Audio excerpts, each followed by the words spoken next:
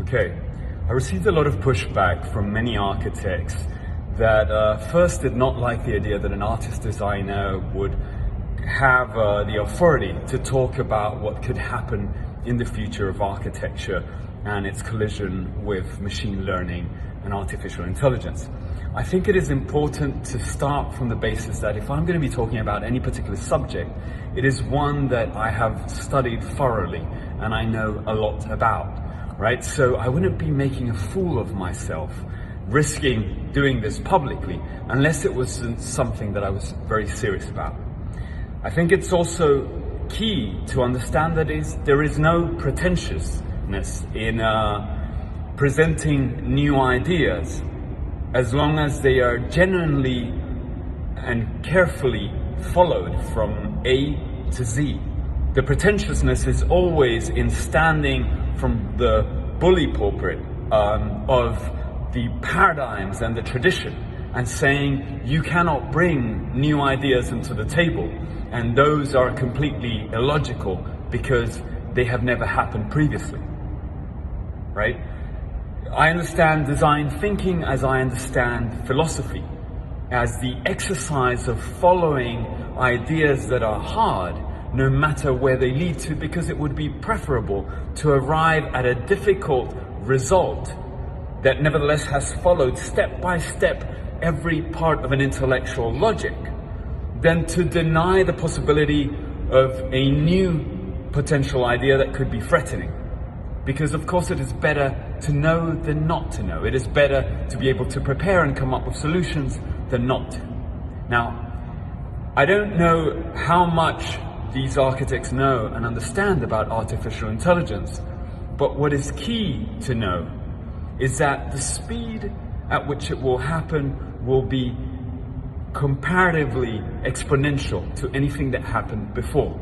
The easiest example for this is to talk about its doubling over time, right? When it's exponential, it means that in year 1, it's 1, year 2, 2, but then it's 4, 8, 16, 32, 64, 128, 256, and so on until it's 1,000 times in just 10 years.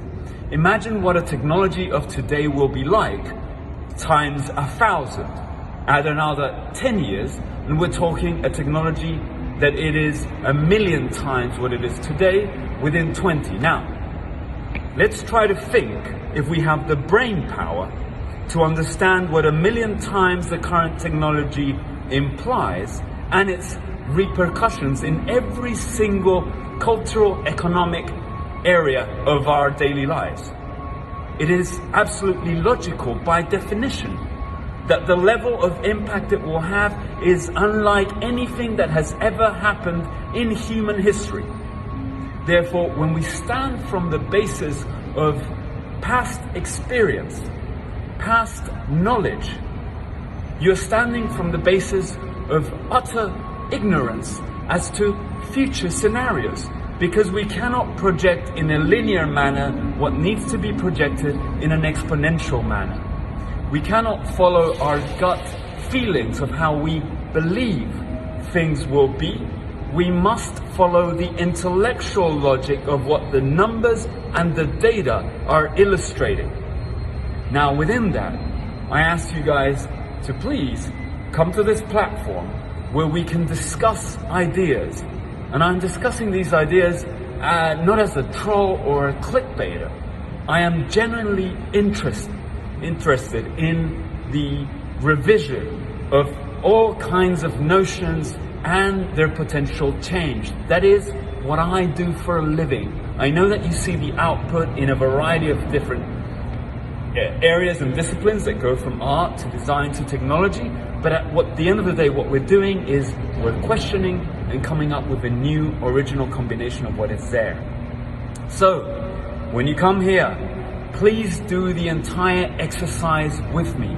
Point out any flaws there might be, but hold on to your ego. Don't get or feel attacked, right? Give me the benefit of the doubt that if I am presenting an idea in front of 60,000 people, it is not to risk embarrassing myself and the little reputation I have. It is because I genuinely am interested in debating these issues. And I believe that the more we discuss them, the more we will all be aware and try to figure out ways to solve the scenarios which we are about to confront.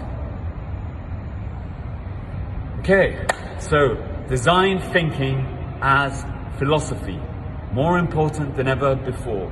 And I leave you with one final notion. It is artists, creatives, writers, architects, etc.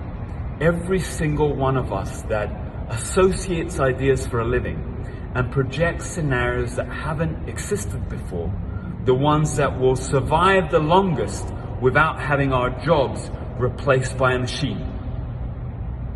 But in any field of expertise in which it can be broken down to small exercises, in which data, information, taste, decisions can be compiled and crowdsourced and can be processed by hundreds of thousands and millions of times what we're capable of doing, it is only a matter of time, by logic, until machines will be able to do that.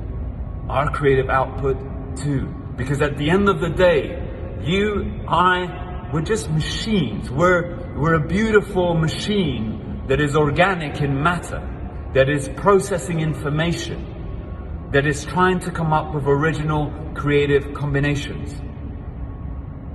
From that basis we can have discussions, and from that basis we can construct. Now, if you believe that we have a soul, we're going to have a hole there and we won't be able to see eye to eye.